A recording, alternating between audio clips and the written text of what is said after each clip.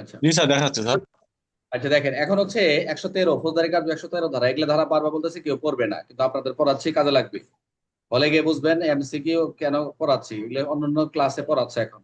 কারণ এগুলা যেগুলো যেগুলো বাদ দেওয়া হচ্ছে, এগুলা থেকে কোশ্চেন আসার সম্ভাবনা আছে, এই জন্য আমি পড়াবো। তাহলে এখন হচ্ছে, যদিও কার্যক্রম ম্যাজিস্ট্রেটের কার্যক্রম, এখন কিছু কিছু কাজ ম্যাজিস্ট্রেটে চলে আসছে। এই যে বিচারিক ম্যাজিস্ট্রেট, জুডিশিয়াল ম্যাজিস্ট্রেট, নির্বাহী ম্যাজিস্ট্রেট পার্থক্য।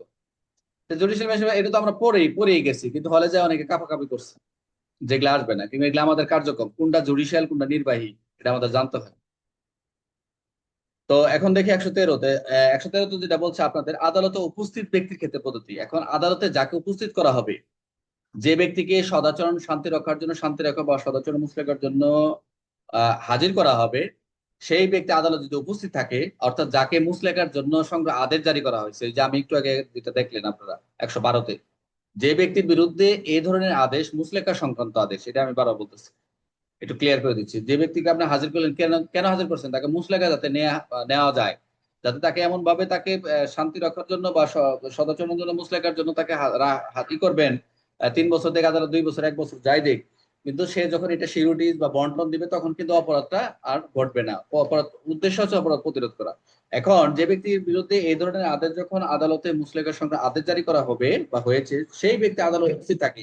আদালত যদি উপস্থিত থাকে, তাহলে সেই ব্যক্তি কি করবে, তাকে যে আদেশটা করছে, আদেশটা কি, যে আপনি একটা তথ্য, যে আপনি বাজারে অপ্রকাশিত ভাবে এরকম ঘোরাফেরা করেন, তাহলে এই যে এটা এটা একটা তথ্য, তাকে তাকে কি করবে, পরে শোনাইতে হবে, এটা হলো মূল কথা। অথবা সেই ব্যক্তি যদি চায়, তাহলে আদেশের মূল বক্তব্য তাকে সহজভাবে বুঝিয়ে দিতে হবে। সে তো বলতে পারে যে আমার বিরুদ্ধে অভিযোগটা কি, আমার বিরুদ্ধে তথ্যটা কি, আমাকে কেন এই ধরনের নেওয়া হচ্ছে, এরকম একটা সারমর্ম তথ্য। অর্থাৎ যে এটা উনি যদি আদালত উপস্থিত থাকে, উপস্থিত থাকলে কি হবে, তাকে পড়ে শোনাবেন। আর যদি তিনি ব্যক্তি চায় যে আদর্শের মূল বক্তব্য, তাকেও সহজে বুঝিয়ে দিতে হবে। অনেক ক্ষেত্রে যদি দেখা যায়, যে আমরা বলি না 107 দ্বারা করে আসছি শান্তি রক্ষা মুসলিমের জন্য, তোর বিরুদ্ধে 107, তখন ওই ব্যক্তি যখন আদালতে যাবে, তো উকিল মারফতে হাজির হবে, বলবে হ্যাঁ এই তখন তো সে আদালতে হাজির হয় না। এর আগে 107 দ্বারা গেলে কোর্ট পরবর্তী একটা কার্যক্রম পরিচালনা করবে। বুঝতে পারছেন?